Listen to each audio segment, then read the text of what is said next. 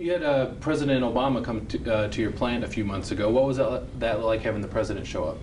Well, actually, it was, I think for the team, it was an amazing kind of validation from the effort. We've put a lot into trying to get this factory up and running, and being able to spend a little bit of time with him, actually have him have the insight to say, this is an area that we can own. I mean, in terms of the production style and our approach, and this product category is something that truly you have to build them here if you're going to sell them here.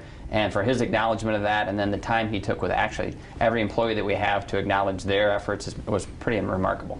Now, you mentioned building them here. People might not know this, but Smith Electric is an old company. It's an old British company, correct? Well, that's the amazing part, I think, of the story. Is this is a company that's only ever made electric vehicles. I mean, like commercial electric vehicles, and they've been doing it for over 80 years.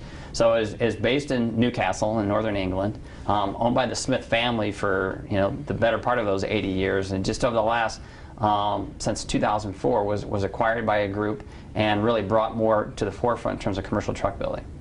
Now, we have some smaller electric car companies like Think Automotive or Fisker, yep. Tesla, and they're going up against the big three, or the big five, actually, it was right. What it is now. It's not quite the same market that you're in, but you're definitely going in against some established internal combustion engines. Is it daunting at all? Well, I mean, certainly there's incumbents, right? This is a market, it's an established market. I would say medium-duty trucks, which is our focus, is somewhat of a niche for everybody. I don't know if anybody really purely focuses on it, because if you think about the Freightliners and Kenworths and some of the other ones, they really do tend to lean towards big over-the-road trucks. But medium-duty is our focus. Certainly, they have strength, they have size, they've got infrastructure. But from our perspective, this is really discontinuous innovation. It really is technology that we're not competing with the diesel, we're replacing a diesel. And if we put a truck out there, it's not like you can drive it down to the local service center. So the fact that they've got a local service capability in a market already for diesel engines doesn't really give them a competitive advantage over us in that market, because they're not trained to do electric vehicles yet. So for us, certainly, there's somewhat of an overshadow saying, if they really got serious and focused on this niche, how could we compete? But right now, we really do view it as a niche, and we certainly are the leader in it, and feel, we've got a little bit of space to breathe to kind of grow our business. And it's a little bit different situation with the delivery truck, because you normally have set routes. You know how far you're going to go back and forth each day. People don't take delivery trucks home or to grandma's house on the weekends. So exactly. Do you think that this fits a little bit better than the family car when it comes to electric vehicles? Well, there's no question. I think we have even a responsibility to lead this industry. If you think about electrification as an opportunity in general, certainly the core of the reality behind an electric motor just being more efficient than an IC engine, there's some logic to saying this should happen. But as you've already mentioned, if you think about from a consumer perspective, there are constraints. There's things that would limit your willingness to make that purchase. In our environment, we're focused on what we call depot-based logistics. So it's a company that's committed, has a central warehousing strategy. Again, I don't care how product gets to Kansas City, but once it's in the warehouse, how it gets to that storefront or to the door front is really our business. And in that environment today, whether they buy a gas, a diesel, or an electric, they're going to drive in a circle every day, and it's going to come back to the same place every night, and it's going to park. So for us, it allows a central charge point, because it's going to park the same place. Very fixed duty cycle. It's going to drive in the same distance, so we can put the appropriate amount of energy on it so that we know it will deliver the results. And so yeah, we are bringing a product into a given sector that will deliver 100% of the performance required. Who would be your main competition, or do you look at it as that you don't have competition because there's no other electric truck company here in the U.S.?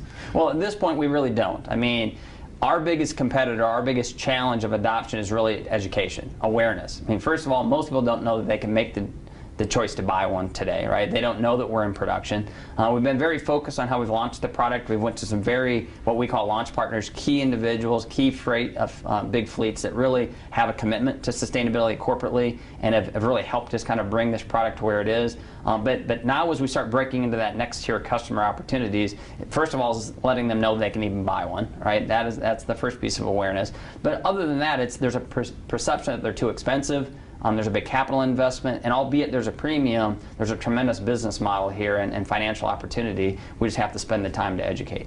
Now, I would assume that an electric truck, an electric vehicle, is cheaper to run on the maintenance side than an internal combustion. So you're not only saving money on the gasoline, because electricity is cheaper than gasoline or diesel. Right. you're also saving money on the upkeep. There's no oil changes, no oil filters, and the like. So where does this sort of work out where these vehicles cost more than ICs, correct? Yes. Where does it sort of work out that you start to get your money back? Well, clearly for us, I mean, the key is fuel savings is what everybody looks at initially. There's no question about it. So if you think about fuel savings, we're about 80% less on a per mile basis. So if you think about medium duty truck, they get between 6 and 8 miles to the gallon. And so you're going to spend almost 40 cents for every mile you drive just in fuel, and we're going to save about 80% of that. Maintenance to that point, we've got 4 moving parts in our drivetrain. Right? It's an electric motor and it's gear reduction. So there's no transmission to either build or maintain. There's no oil changes, as you said. There's no radiator there's no fuel system. There's no exhaust system. So certainly over time, what tends to drive one of these trucks off the road at year 8, 9, or 10 is that the maintenance has actually become more expensive than the fuel. And it just doesn't become economical to keep it out there running. And with an electric motor, you're just not going to see that end-of-life spike. And over the life, there's certainly probably as much maintenance offset as there is fuel in terms of savings opportunity. Now, people of our age, when we think electric car, I'm sure the first thing that comes to people's mind is a golf cart. Right. And you're dealing with truck drivers, delivery guys. Yep. You know, was it hard breaking down the macho barrier to say, just drive this truck? It's, you know, it has great pickup, low maintenance, right. It'll do the job. Well, I think I've been pretty amazed. I mean, first of all, I think as you engage our truck, the first thing you'll notice is it's a truck, right? A lot of people have a perception that it needs to be small, it's going to be underpowered, it's going to be a golf cart. All of a sudden, we pull up in, you know, a Class 6 truck that can carry 16,000 pounds. It's like, wow, this is actually a truck. And then you get in it, and it's a truck. Cup holders where it's supposed to be. You know, you've got, you know, it just feels and looks like a truck. And so the fact that it is what it is, and it truly is. Very similar. I mean, there's a lot of similarity, and now you get into it and you're thinking about it as a driver and you step on the gas and it's pure acceleration and it's quiet and it doesn't vibrate. We haven't had any pushback, because if you think about a truck driver's world in a diesel, right, the minute you key it on, it's vibrating, it's loud, it's noisy. So from a fatigue and just quality of life perspective, this is a lot cooler truck to drive. It's nicer. So, you know, if anything, what we've seen is these trucks have showed up in depots. There's a competition saying who gets it, because clearly it is, you know, it's in vogue right now, but it also is just more enjoyable to drive. It is like a big golf cart. So if you think about the ease of driving, and it's about the same, but yet you have the actual functionality of the truck that you're used to.